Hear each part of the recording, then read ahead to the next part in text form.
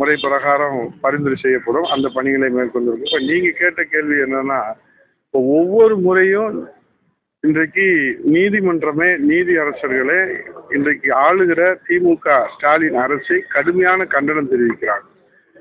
கள்ளக்குறிச்சியிலே கள்ளச்சாராய சாவு, காவல்துறை என்ன செய்து கொண்டிருக்கிறது, மதுவிலக்கு பிரிவு என்ன செய்து கொண்டிருக்கிறது என்று நீதி அரசர்கள் நீதிமன்றத்திலே கேள்வி கேட்டு கண்டனத்தை தெரிவித்தார்கள். அதேபோல போதைப்பொருள் நடமாட்டத்தை இந்த அரசு தடுக்க தவறிவிட்டது. இது போன்ற நிலை தொடருமானால் நீதிமன்றமே குழுவை அமைக்கும் என்று நீதி அரசர்கள் நீதிமன்றம் இந்த திமுக ஆளுகிற அரசை கண்டனம் தெரிவித்தார்கள். இன்றைக்கு நம்முடைய தலைநகர் சென்னையினுடைய பெருமைமிகு அடையாளமாக இருக்கிற அண்ணா பல்கலைக்கழகம், அங்கே மிகப்பெரிய சாதனையாளர்கள் கல்வியாளர்களால் உருவாக்கப்பட்ட இயக்கம்.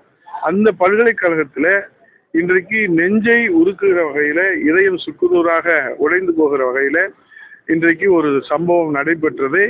இந்த அரசு எதுவுமே நடைபெறாததை போல அதை கடந்து போவதுதான் வெந்த புண்ணிலே வேல் பாய்ச்சுவதாக இருக்கிறது. இவ்வளவு பெரிய ஒரு சம்பவம், ஒரு தலைநகர் சென்னையில் இப்படிப்பட்ட ஒரு சம்பவம், அதுவும் குற்றப்பதிவேட்டில் இருக்கிறவர் திமுகவுடைய கட்சிக்காரராக இருக்கிறாரு. அவர் தொலைபேசியில் சார்னு பேசுகிறாரு. அந்த சார் யார் என்று, யார் என்ற ஒரு திரைப்படம் வந்த மாதிரி யார் என்று கேட்குறாங்க.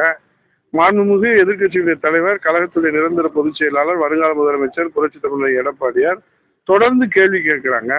ஆனால் அரசிடமிருந்து எந்த உரிய பதிலும் இது வரைக்கும் வெளிவரல. அதுக்குரிய நடவடிக்கையாவது எடுக்கிறாங்களான்னா அதுவும் இல்லை. இப்போ விசாரணையே தொடங்கலை. அதுக்குள்ளேயும் கமிஷனர், சென்னை கமிஷனர் என்ன சொல்கிறாரு, ஒருவர் தான் குற்றவாளி, அவர் ஃபோன்லேயே பேசலை அப்படின்னு உடனடியாக இது ஒரு இந்த ஃபாஸ்ட் ட்ராக்கு நீதிமன்றம் இருக்குது. ஃபாஸ்ட் ட்ராக்குடைய விசாரணை இப்போ தான் நம்ம பார்க்குறோம். விசாரணைக்கு இது எழுதி வைக்கப்பட்டு வாசித்தது மாதிரி மக்களுக்கு ஒரு சந்தேகம் ஏற்படுகிறது. அதைத்தான் புரட்சி தமிழர் ஐயா எடப்பாடி அவர்கள் சிபிஐ விசாரணை வேண்டும் என்று சொல்லியிருக்கிறார்கள். அது அவருடைய கோரிக்கை என்னவென்றால் இந்த மக்களுக்கு நியாயம் கிடைக்க வேண்டும், பாதிக்கப்பட்ட மக்களுக்கு நியாயம் கிடைக்க வேண்டும். ஏற்கனவே கள்ளக்குறிச்சியிலே கள்ளச்சாராய சாவிலே தொடர்ந்து சிபிஐ விசாரணை கோரி வருகிறோம். நீதிமன்றமும் அதை ஏற்றுக்கொண்டு இந்த அரசுக்கு கண்டனத்தை தெரிவித்திருக்கிறது. ஆகவே காவல்துறைக்கு சுதந்திரம் இல்லாத காரணத்தினால்தான், ஏன்னா நம்முடைய தமிழ்நாடு காவல்துறை இங்கிலாந்து ஸ்காட்லாந்துக்கு நிகரான காவல்துறை, அதற்கு சுதந்திரம் இல்லாத காரணத்தினாலே இன்றைக்கு மக்கள் மத்தியிலே நம்பிக்கை இழந்த காவல்துறையாக இருக்கிறது. ஆகவே இது நமக்கு நாமே பாதுகாப்பு என்கிற ஒரு சூழ்நிலை தான் இருக்கிறது. மாண்புமிகு எதிர்க்கட்சியினுடைய தலைவர் புரட்சி தமிழர் எடப்பாடியார் தொடர்ந்து இதை சுட்டி காட்டுகிறார்கள்.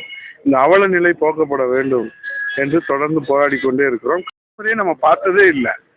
ஒரு சென்சிட்டிவ் கேஸில் எஃப்ஐஆர் எப்படி லீக்கேஜ் ஆகும், டவுன்லோட் பண்ணிட்டாங்க, அது பண்ணிட்டாங்கன்னு அது நியாயப்படுத்துகிறாங்க. ஸோ அந்த மாதிரிலாம் செய்ய முடியாது. ஏன்னா ஒரு தனிப்பட்ட அவங்களுடைய இப்போ காவல் நிலையத்தில் நான் கொடுக்குற விவரங்கள்லாம் வெளியாயிடுச்சுன்னு சொன்னால் கொலைகாரன்ட்ட இருந்து எப்படி தப்பிக்கிறது? அப்போ அது சீக்ரெட் டாக்குமெண்ட்டு.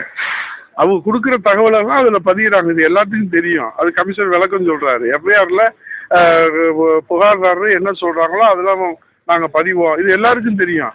அது வெளியிட்டது இது வரைக்கும் கிடையாது. எஃப்ஐஆர் காப்பி வழக்கறிஞருக்கே கொடுக்க மாட்டோமே. இப்படிப்பட்ட ஒரு சூழ்நிலையில் அது லீக்கேஜ் ஆகுதுன்னு சொன்னால் அதில் என்ன திட்டம் இருக்கிறது, இதில் யாராலும் சம்பவத்தில் தொடர்பு இருக்கிறதா, அவர்களை காப்பாற்றுவதற்காக இதை போல் திசை திருப்புகிறார்களா, இப்படி பல்வேறு கேள்வி. எந்த கேள்விக்குமே உரிய பதில். இப்போ டங்ஷன் மதுரையில் கேட்டால் அதுக்கு உரிய பதில் சொல்கிறது இல்லை.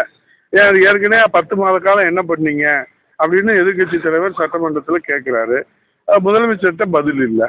ஏன்னா அவங்க அதுக்கு உடன்பட்டு இருக்கிறாங்கன்னு சொல்லி சட்டமன்றத்தில் எதிர்க்கட்சி தலைவர் சொன்னது இன்னைக்கு மத்திய அரசுடைய அறிக்கை வட்டவட்டமாக வெளியிட்டிருக்கிறாங்க. நாங்கள் டேட்டா கேட்குறோம், அவங்க கொடுக்குறாங்க. ஒரு இடத்துல கூட அவங்க எதிர்ப்பு தெரிவிக்கவில்லை. ஒரு இடத்துல கூட அதிகாரிகள் எதிர்ப்பை பதிவு செய்யவில்லை. கூட்டத்தில் கலந்துக்கிட்டாங்க. இதெல்லாம் இப்போ மக்களுக்கு எல்லாம் நாங்கள் சொல்லிக்கிட்டே இருக்கிறோம். மக்களும் பார்த்துக்கிட்டு தான் இருக்கிறாங்க. மக்கள் நிச்சயமாக இதற்கு பாடம் புகட்டுவார்கள். நன்றி, வணக்கம்.